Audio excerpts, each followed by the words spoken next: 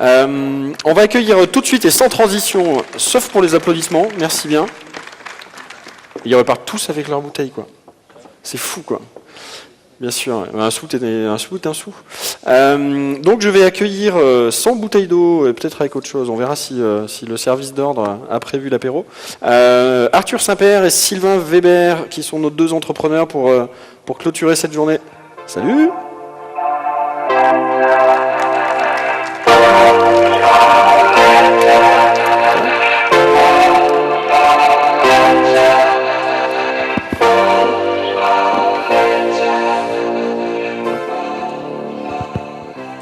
Sous les projecteurs là, ça fait bizarre. Ouais, on est bien là. Ouais, on est bien, c'est cosy, On est bien. Alors l'idée de cette toute petite séquence est promis derrière. On va enchaîner avec le match d'impro et le jeu Curvitron géant en live. Donc ne quittez surtout pas. Qu'est-ce qu'il faut pas mettre derrière pour que les gens acceptent de rester vous écouter tout de même. Sylvain, toi tu as vécu le premier Blend. T'étais pas là, je crois. Avant que ce soit Blend. Avant que ce soit Blend, le web event. Arthur, toi c'est ta première découverte. Peut-être juste avant que les gens vous situent. Alors vous avez tous les deux eu votre conf dans l'après-midi. Donc voilà, donc peut-être parmi l'assistance, certains étaient déjà là. Juste nous rappeler, vous avez 15 secondes nous dire qui vous êtes, qu'est-ce que vous êtes venu faire dans cette galère. Et pas de pub, ouais, ça c'est le... Qu'est-ce qui nous a amené ici en fait, donc globalement, moi je suis le cofondateur avec Jacinthe d'une startup qui s'appelle Contest. On existe depuis 5 ans maintenant. On a toujours cet esprit startup, mais on est quand même une TPE surtout. On met à disposition une plateforme qui permet, qui fournit des outils de création de jeux concours, des jeux qui peuvent être utilisés à des fins, surtout à des fins marketing, et pour collecter de la donnée. Donc ça s'adresse surtout aux grands comptes, aux agences. Voilà. Et puis, qu'est-ce qui nous a amené aujourd'hui ici? En fait, on a sorti un spin-off de Contest qui n'est pas sur du social marketing, mais qui est plus sur de la gestion de projet. Et on a, en fait, c'est tout frais, hein, c'était la semaine dernière, on a lancé une extension Chrome qui permet de rajouter un diagramme de Gantt à l'intérieur de Trello, pour ceux qui connaissent. Et en fait, on a atteint 5000 utilisateurs en 3 jours. Et donc ça, c'est assez fou, on n'a jamais vécu ça avant. Donc on a toujours notre activité, bien sûr, avec Contest, et en même temps, on développe des choses un peu en mode incubation. Et c'est cette histoire-là que tu as racontée tout à l'heure. Exactement. Et les vidéos seront en ligne après Blend, donc je vous invite à aller regarder ça. C'est assez marrant pour tous ceux qui lancent un produit et qui se disent growth hacking, tout ce genre de trucs, comment je fais une communauté. Il y aura plein de bons enseignements là-dessus. Arthur, toi, business complètement différent, mais c'est quelque chose que tu as partagé aussi ce matin. Exactement, la conf, on l'a fait ce matin à 10h30. Arthur Saint-Père, moi je suis le cofondateur d'une société qui s'appelle Doolid, qui permet d'auditer et d'optimiser vos campagnes sur Google AdWords.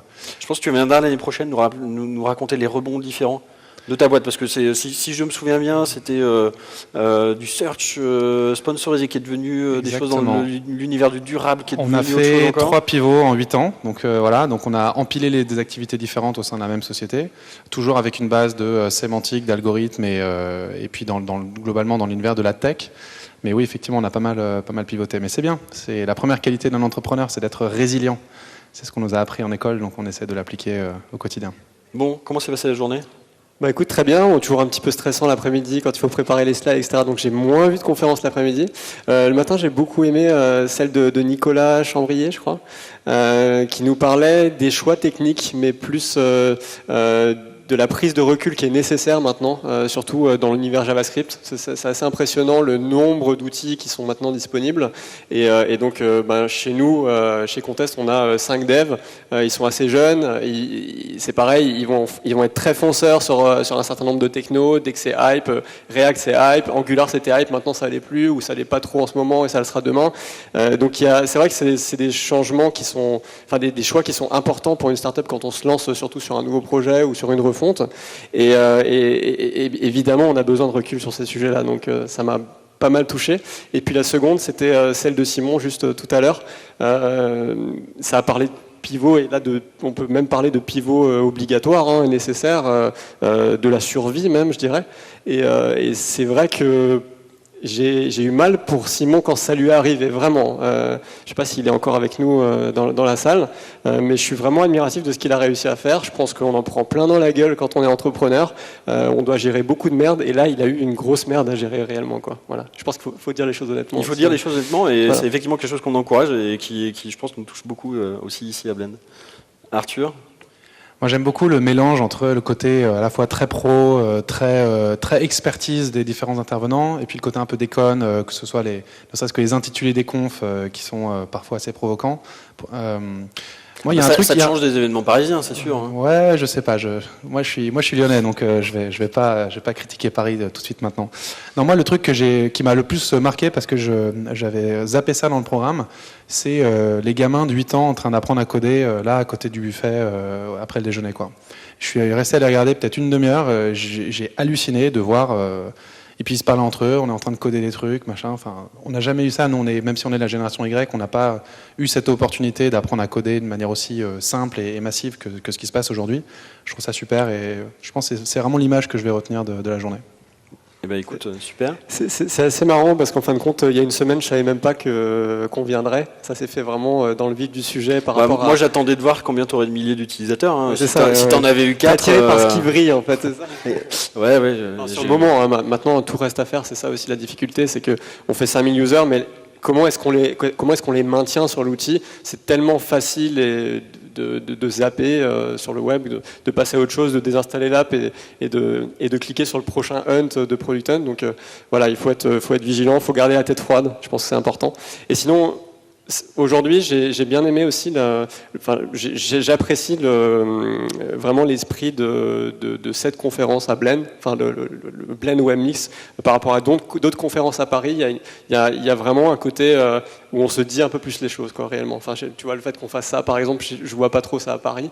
Et puis, malgré le fait que la salle est très impressionnante et que ça fait très officiel, je trouve on peut vraiment se dire les choses. Ça fait Top. plaisir. Et c'est ce que j'ai ressenti tout au long de la journée. Et ben on va encore essayer de garder quelques minutes pour se dire les choses. L'idée aussi de vous faire venir, c'était pas seulement pour lancer un peu en mode apéro au bar du commerce, se dire alors comment s'est passée la journée. Déjà, ça me fait plaisir de vous avoir parce que pour moi, vous êtes deux chouettes entrepreneurs qui ont eu des parcours pas forcément toujours linéaires et je trouve que c'est les aspérités qui font C'est impressionnant ce que tu fais aussi, Guillaume. Non, mais alors c'est 80 personnes. Moi j'ai le beau rôle sous les lumières de finalement arriver la veille et dire bon qui va parler. Donc tes remerciements vont à tous les bénévoles et toute l'équipe organisatrice.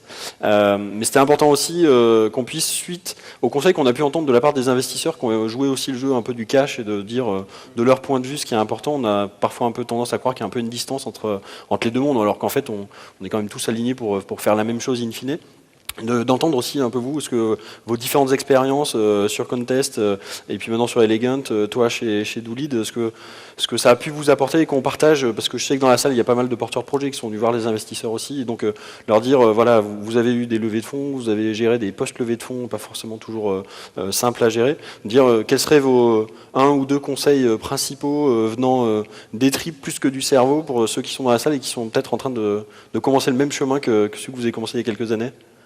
Ouais, sans tomber dans les poncifs du genre, il faut trouver des VC avec lesquels on s'entend bien, parce que voilà. Moi, j'ai levé 4 fois des fonds. En tout, on a levé 5 millions d'euros en plusieurs étapes, sur des projets d'ailleurs qui se complétaient, mais qui étaient assez différents, dans des situations positives et dans des situations plus compliquées, puisque nous, on a notre premier produit, c'était veosearch.com, qui a cartonné les 8 premiers mois de post-lancement. On est passé de 0 à 700 000 users par mois, sans SEO, sans paid, en 8 mois. Et du jour au lendemain, Google nous a coupé l'accès et on a tout perdu, quoi. Donc voilà. Et on avait levé 800 000 euros à ce moment-là, donc c'était pas forcément facile. Simon, un peu gratis si tu nous voilà, nous donc écoutes. sur toutes choses égales par ailleurs, on a vécu des choses assez similaires. Et moi, ce jour-là, le jour où on allait voir nos investisseurs, donc moi j'avais 23 ans. C'était un mois après ce problème-là. On a réuni tous les investisseurs, on a dit voilà, on est désolé, voilà ce qui s'est passé, on est factuel, on est transparent. Il reste pas mal de trésor parce qu'on a plutôt bien géré le cas jusque-là, donc c'est plutôt cool. On propose de vous rendre l'argent et puis et voilà, c'est la meilleure chose qu'on puisse vous faire aujourd'hui. On vous rend l'argent, on ferme la boîte et voilà. Et ce jour-là, les investisseurs nous ont dit en fait, on s'est vu hier soir. Et on a décidé plutôt de vous en donner plus de cash pour vous allier sur un deuxième projet et que vous utilisiez tout ce que vous avez finalement appris depuis une petite année, tout ce sur quoi vous avez capitalisé pour aller au-delà. Et ça, ce qu'on a vécu dans ce premier tour de table qu'on a fait, c'est un moment qui me donne encore la chair de poule, tu vois, c'était un moment super beau. Et globalement, c'est un invariant de notre histoire. On a toujours été accompagné par des VC très humains et voilà, qui accompagnent d'abord des bonhommes qui galèrent tous les jours pour faire avancer leur barque et pas juste des tableaux de chiffres avec du reporting.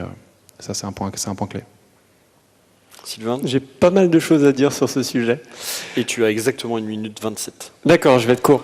Alors nous, on a levé des fonds l'année dernière avec à la fois des BA et un fonds d'investissement. Ce que je peux dire, c'est que ça n'a pas été facile. Ça n'a pas été facile parce qu'en fait, nous, on est un couple d'entrepreneurs. Et un couple, donc c'est ma compagne dans la vie, donc Jacinthe. Et en fait, il faut savoir que les voyants qui pouvaient être au vert passent au rouge à ce moment-là, en tout cas sur ce sujet-là. C'est très compliqué de lever des fonds quand on est un couple. Et pourtant, il y a de belles sorties. On l'a vu encore récemment avec BIM. BIM qui a été racheté par Zendesk. Je ne sais pas si vous avez suivi l'affaire. C'est quand même un couple de fondateurs qui ont revendu 48 millions en cash. C'est quand même une belle sortie pour eux. Et puis en plus, c'est nos partenaires. On a intégré en fait BIM à l'intérieur de Contest pour ajouter des datas et de l'intelligence à l'intérieur de nos outils. Mais au-delà de ça, voilà, on a senti qu'il fallait se battre 10 fois plus que les autres, quoi. Alors que c'est déjà difficile, à un moment donné, de défendre un dossier, de se répéter, se faire, je sais pas, 50 premiers rendez-vous, 15 secondes, et puis ensuite, voilà, se rendre compte qu'au fur et à mesure, ça devient compliqué, quoi. Voilà. Et les gens te disent que c'est à cause de ça ou tu le ressens? Ouais, par exemple, le premier invest qu'on a rencontré, en plus c'était plus en mode donne-nous quelques conseils, on sait pas trop si on veut lever ou pas, etc. Il nous a dit écoutez, moi c'est un vrai sujet le fait que vous soyez un couple, et sachez qu'il y a 99% de chances que ce soit un sujet pour tous les autres investisseurs, et vous n'avez quasiment aucune chance de lever, quoi. Et est-ce qu'il a investi finalement? Lui, non. Et du coup, là, très peu ont investi. Et il y a un fonds qui nous a fait confiance, qui est 3T Capital. Et c'est aussi parce que on avait démarré notre incubation à l'école Télécom Sud, qui est proche de ce fonds. Et pour conclure, ton dernier conseil? Mon dernier conseil pour lever des fonds, tu veux dire? Non, parce que je ne sais pas si je peux donner des conseils là-dessus. Justement, non, mais dans un cas très précis, très pas spécifique. sur la levée, mais de sens large, le truc de tout le cheminement d'entrepreneur que tu retiens. Je pense être tenace, vraiment. Enfin, dans tout ce qu'on fait, on en prend plein dans la gueule. Enfin, vraiment, quand on est porteur de projet, c'est absolument pas un métier. Entrepreneur, c'est pas vraiment un métier non plus. Enfin, c'est mon avis, hein. Mais je pense qu'entrepreneur, c'est pas un métier. Par contre, être chef d'entreprise et avoir des employés en CDI, des gens qu'il faut gérer, c'est pas toujours facile. Il faut être derrière eux, il faut les relancer, il faut les motiver. Les techs, c'est des gens qui ont besoin d'être stimulés intellectuellement en permanence. Et donc du coup, nous, on place la barre très très haut en termes d'innovation aussi par rapport à ça, parce que on sent qu'on a besoin d'apporter une sportivité et un élan en permanence, quoi. Et pour se différencier justement des grands comptes où le salaire peut être plus élevé, pour se différencier des SS2I, etc. Voilà, on a un rôle à jouer qui est très fort là-dessus, quoi.